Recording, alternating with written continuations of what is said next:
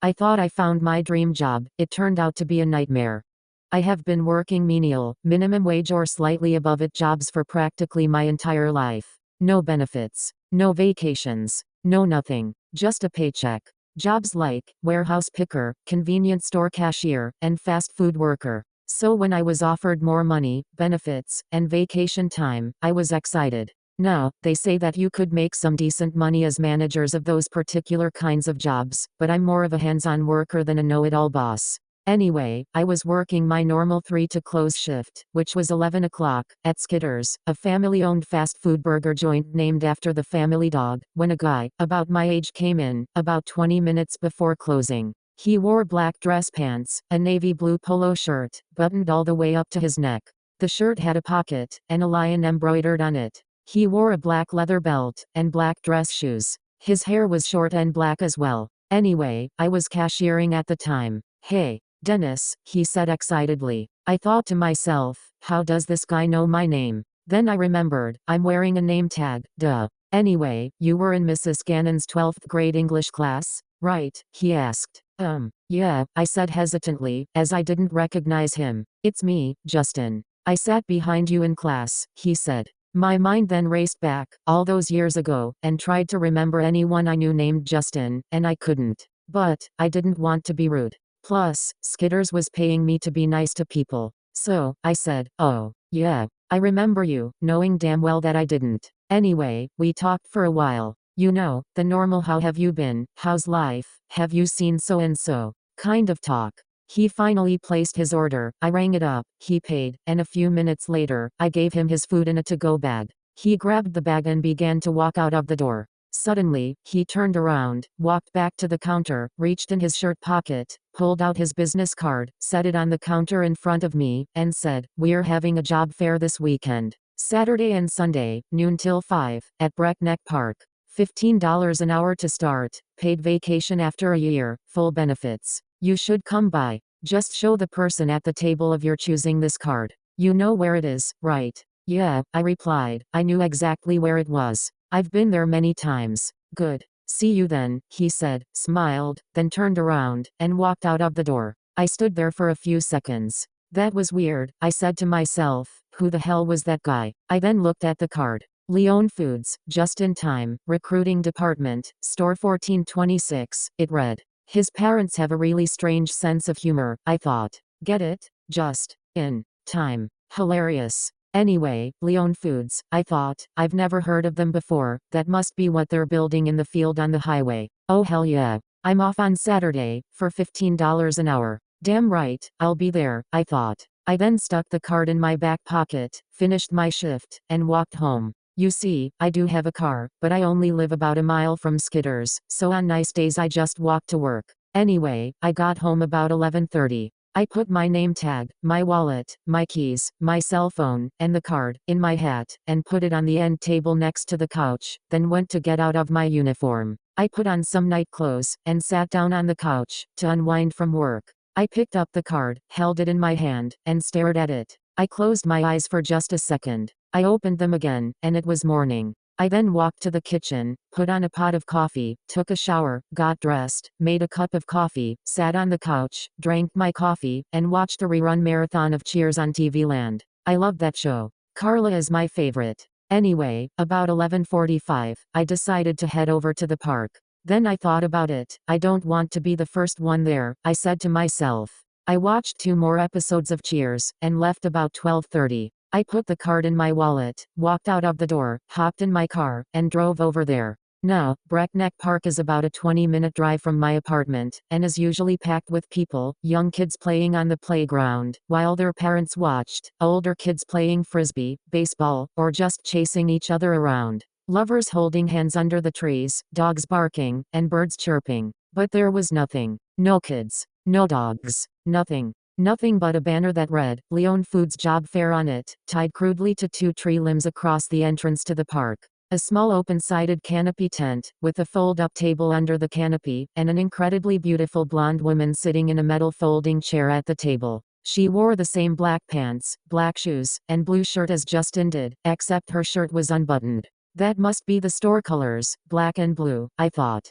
She had long wavy blonde hair, gorgeous blue eyes, pouty lips, and was incredibly well endowed. Anyway, there was a huge tractor trailer with Leon Foods written on the doors of the cab, and the whole side of the trailer sitting about 20 feet from the table. The engine was running, the roll-up door of the truck was open, with a small set of steps that led into the back of the trailer. There were large rectangular pieces of plastic hanging sideways from the top of the entrance to the trailer, like a reefer truck would have.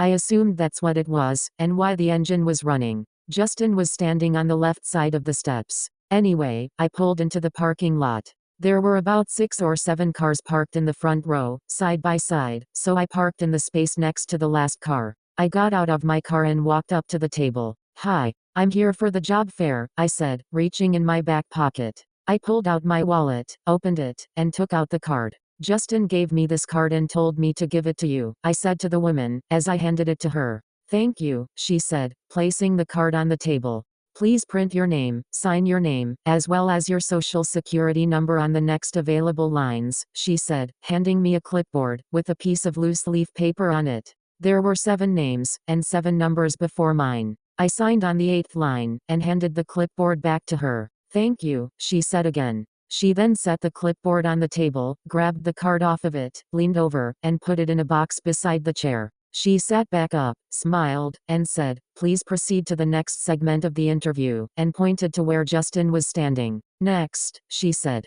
I turned around to see about 10 other guys waiting in line behind me. I didn't hear anyone pull in, I thought. I then looked to the parking lot to see it almost completely full, and more guys walking up. "Sir, please move along," she said to me. "Oh, okay. Sorry," I replied, and walked over to Justin. "Hey, Dennis," he said excitedly once again. "Glad you made it. Climb on in. We're about to get started," he said with a smile. "In there?" I asked questionably. "Yes, sir," he said smiling, "right up these steps." "This is the strangest job fair that I've ever been to," I mumbled to myself, as I walked up the steps, and through the pieces of plastic. And my assumption was correct. It was freezing in there. Okay, it wasn't that bad, but it was cold. Anyway, toward the front of the trailer was a large pull-down movie screen, with 2 huge speakers on either side of it. Bright white lights shined down from the top of the trailer. Along the sides of the trailer were 1 row of metal chairs positioned behind each other from the front to the back of the trailer, with a walkway in the middle. The front 7 chairs had guys sitting in them. "Have a seat in the next available chair, please," Justin said to me. I walked up the aisle, and sat down in the next chair, right next to this really high-strung guy. It was like he couldn't sit still. He was tapping his feet on the floor, and his hands on the chair. He looked to be a few years younger than me. He was short, with red hair. He turned to me and said very fast, in a very nasally tone, "Hi, I'm Mitchell. I'm originally from Delaware. My parents moved here when I was 14, and I've been here ever since. Do you wanna be friends? Do you, huh? Yeah, man. Sure," I replied, kind of freaked out.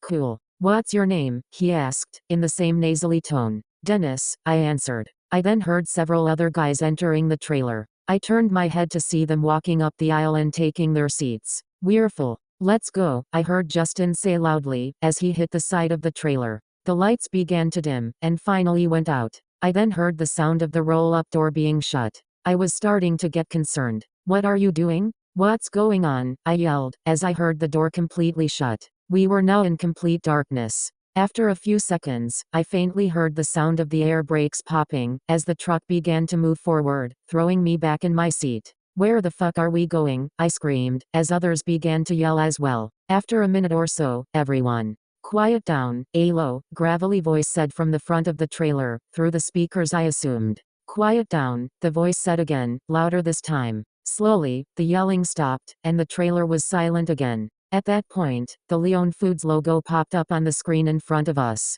The sudden burst of light caused several of us to cover our eyes. "Damn. Shit. Holy fuck. What the hell?" And several other sayings could be heard as Mitchell, myself, and others reacted to the burst. The trailer then jerked to the right, almost causing me, the others in front of me, and the ones behind me, to fall out of our chairs, while the ones in Mitchell's row were slammed into the side of the trailer. "Ah," Mitchell said, holding his arm, as a series of ohs and ahs followed. "Are you all right?" I asked. "I think so," he replied. "You?" he asked. "Yeah, I'm fine," I answered. "That hurt. But, this is so cool." I've never been on a road trip before, he said, bouncing up and down with the motion of the trailer, smiling like a kid in a candy store. I just looked at him funny. This isn't a road trip, Mitchell, I said hastily. They stuffed us in the back of a fucking truck, and who knows where the hell they're taking us, or what the fuck they're going to do to us. He looked at me, like a child being scolded by his parent. Then I felt bad. I'm sorry, man. I'm just a little freaked out right now, I said apologetically. It's okay, Dennis.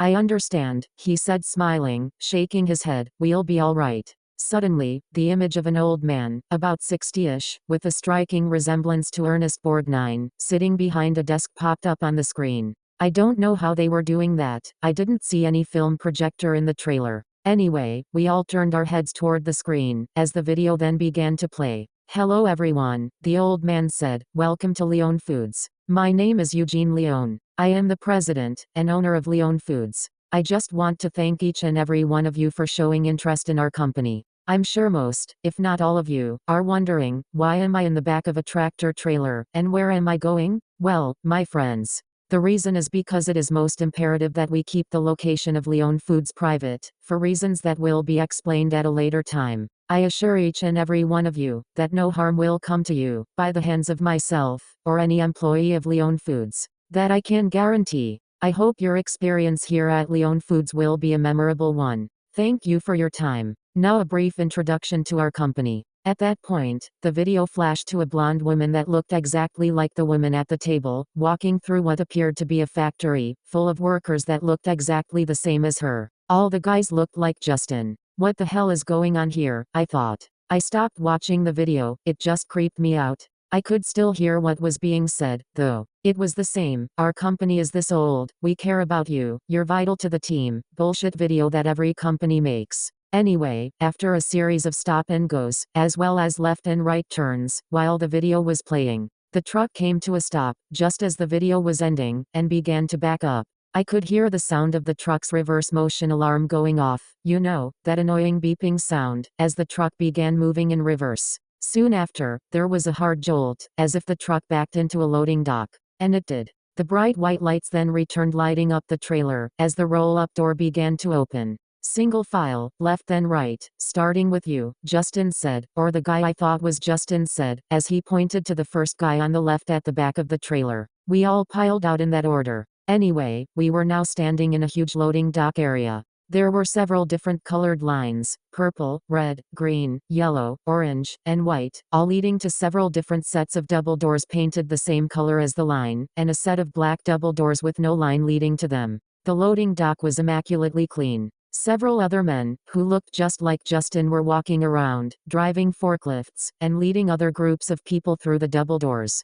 There were large pallets of boxes, neatly wrapped in plastic, with the Leon Foods logo on them, strategically stacked on large orange and blue metal shelves that surrounded the whole area, except for the doorways. Where the hell are we, Justin? I asked. The guy just looked at me funny. My name's Bob. Justin is in recruiting. I'm in charge of receiving. What the hell, I thought. Man, you look just like Justin, I said. I get that a lot, he replied. Now, everyone gather around. We did. I then began to take a close look at all of them. They all looked completely content to be there, even Mitchell. Am I the only one that sees a problem with all this? I thought. We're now going to move into the processing area. Please have your picture ID ready. When your number is called, Bob said, please follow the yellow line, through that set of double doors. I'll be right behind you. Everyone else laughed. I didn't laugh. He sounded like Max Headroom, I thought. I then turned to look at Bob suspiciously, only to see him staring intensely right at me. His eyes felt like they were burning deep into my soul. I let it go, but kept what happened in the back of my mind, as I turned back around, and walked with the pack over to the door. We walked through the doors and into this huge office area. Line up, shoulder to shoulder, on the white line, Bob said. We did. Bob then stood behind the furthest guy on the left, and began walking behind us, tapping each of us on the shoulder, calling out a number. The first guy was number 1, the next was number 2, and so on. I was number 9. As I stood there, with Mitchell, who was number 8, standing right beside me, I began to look around. The processing area was immaculately clean as well. The floors were what looked to be white marble, and the walls were dark mahogany. There were 4 rows of 4 gray desks, 16 in all. On each desk was the same lamp, the same computer, the same jar of pens, with a pair of scissors in the jar, and various other office items, in exactly the same place on each desk. Behind each desk sat the same blonde woman from the table and the video. The same blonde hair, the same blue eyes, the same well endowment. Everything. Exactly the same. No fucking way, I thought. After Bob called out the last number, which was 16, he then walked over, stood behind me, and placed his right hand on my left shoulder. His hand felt heavy, like a 50-pound weight. I slumped just a little bit. Now, the first 4 desks were about 2 feet from the white line. I could practically reach out and touch it, if I wanted to. Anyway, the woman sitting behind the furthest desk on the right, then stood up and called, "Number 1. The first guy walked to that desk. The woman sitting at the desk in front of her, then stood up and called, "Number 2. The second guy walked to that desk. This continued on, in the same order, until my number was called. After Mitchell sat down at his desk, the woman sitting at the next desk then stood up and called, "Number 9, 9, 9, 9. Another voice skip. I thought, that can't be a coincidence. They're not human, they're fucking robots, I mumbled out loud. I then felt Bob aggressively push me toward the desk. I planted my foot, resisted, and pushed back. Fuck this, I thought. No, I am not a violent person by any means. But, right then, something in my brain just snapped. I lunged forward, grabbing the pair of scissors from the cup on the desk in front of me, stepped back, turned, and plunged them deep into the middle of Bob's chest. Sparks began pouring from its chest, as it made a high-pitched sound that sounded like a cassette tape being eaten in a tape deck. Its body then fell to the floor, its skin and clothes melting into a pile of goo, exposing its robotic skeletal frame, as this green oily-like substance oozed from its chest. Scissors still sticking out of it. Anyway, everyone then screamed, and began to run for their lives. Mitchell almost ran into me, as he ran screaming out of the door. I then heard the sound of an alarm going off. I turned to see red lights flashing from the corners of the room, as these once beautiful women shed their skin, pulling their faces apart, like Arnold Schwarzenegger did in Total Recall, ripping their clothes as well. Their skin and clothes fell to the floor, exposing this metallic, robotic creature that looked like a cross between Johnny Five and the Terminator, with metallic boobs. You remember Johnny Five, right? Johnny Five is alive, no disassemble. Short Circuit? 80s comedy starring Ali Sheedy and Steve Guttenberg? No. Oh, okay, moving on. Anyway, I quickly grabbed the scissors and ran out of the door, back into the loading dock area. These creatures were everywhere. Piles of skin and clothes lay everywhere as well. Some people were running to the open bay doors, jumping out, and falling into what I can only describe as quicksand. While others fought back, hitting the creatures with various objects around the loading dock area. But the fight was useless, as the creatures easily overtook the people, breaking their necks, and throwing their bodies into a huge pile in the middle of the floor. I turned and saw Mitchell hiding between a 55-gallon drum, and a metal rack.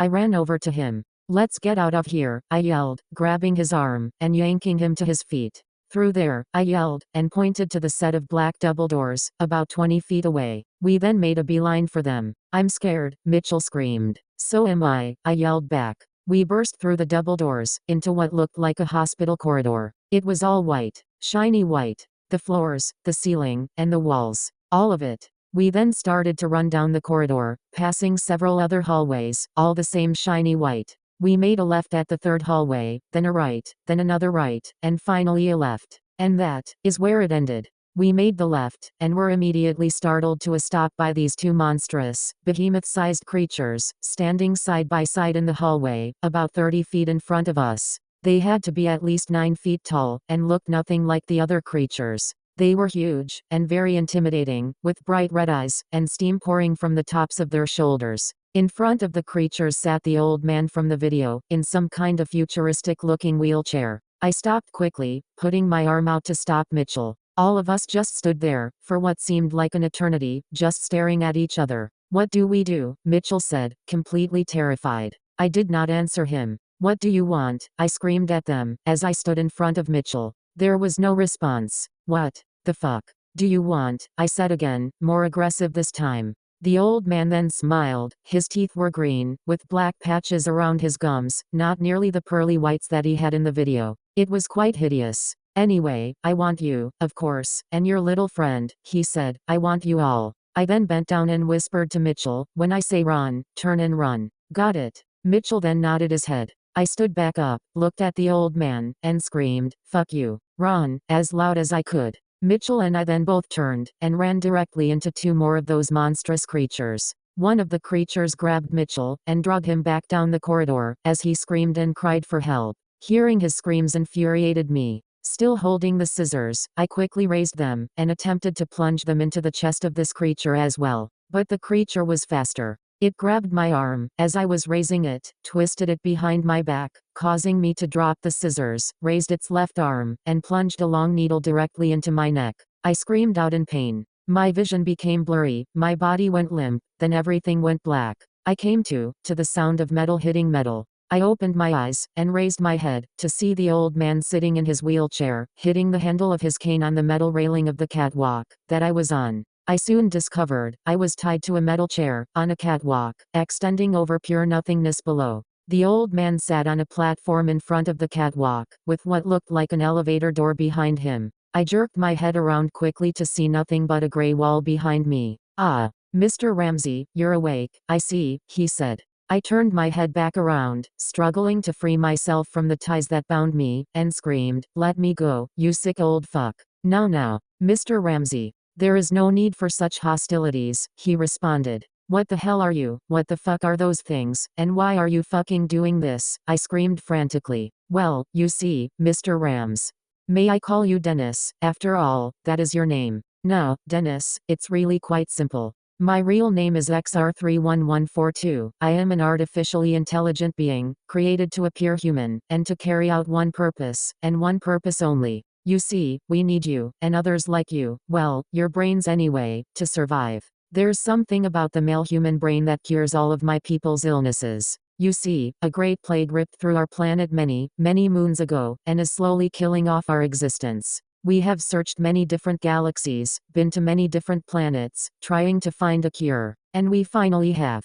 The male human brain. The woman's brain is not compatible with our digestive system. But you're robots, you're machines, how can you have illnesses? I said with aggression. You have got it all wrong. The people of my planet are not robots. No. They are very well-educated beings, much more intelligent than any human here on the planet you call Earth. They designed and built myself, and these, robots, as you call them, to look like humans, and to assist me in retrieving as many male human brains as possible. I assure you, my dear Dennis, that the people of my planet are just like you, well, not as hideous looking as you humans, but still the same. We have families, jobs, dreams, and ambitions, and we will do anything that we have to do to survive, even if that includes annihilating the entire male species of Earth to do so. Your people can't be too intelligent. They made all the women and all the men look the same," I said. "Come now, Dennis. That was done on purpose. You humans are always thinking of yourselves, and yourselves only. What human man could resist a pretty blonde-haired woman with such endowment?" he said.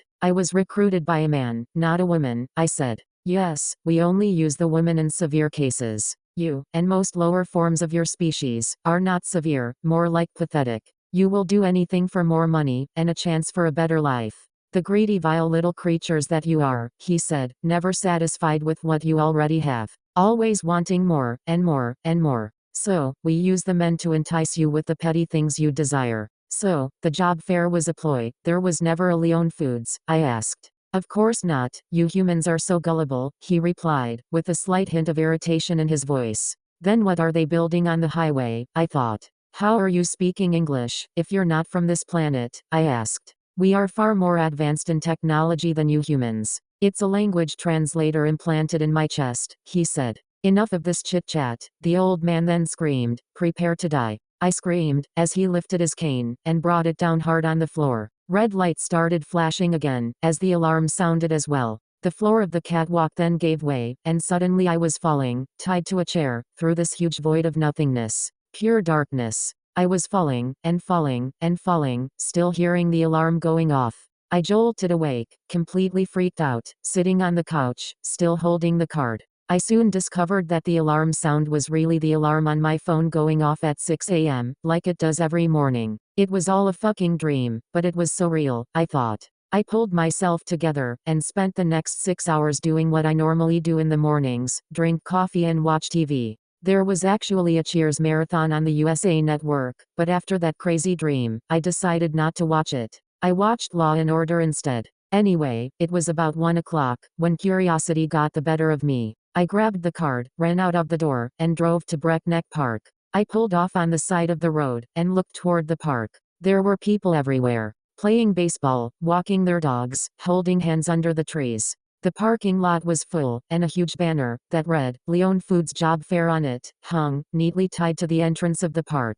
There was a Leon Foods tractor trailer sitting on the side of this huge canopy, with 7 tables underneath it. The trailer door was shut. Justin, and some other suit monkey-looking guys were standing in back of it. Anyway, each table had a sign. They read, cashier, produce, deli, meat room, dairy, frozen food, and grocery, with at least 5 people in each line. Behind each table sat men and women, all different sizes, colors, and ethnic backgrounds, but wearing the same black pants and the same blue shirt. Suddenly, a small lime green Prius then drove through my line of vision. I watched it pull into the parking lot, and park in a parking space. The door then opened, and a short red-headed guy stepped from the driver's side door. I yelled out, Mitchell, and waved. He turned around, shutting the car door, and waved back, with a who are you look on his face. I just smiled. I know it was all a dream, I thought to myself, but I'm not taking any chances. I took my foot off the brake and just rolled on. That was about 3 weeks ago.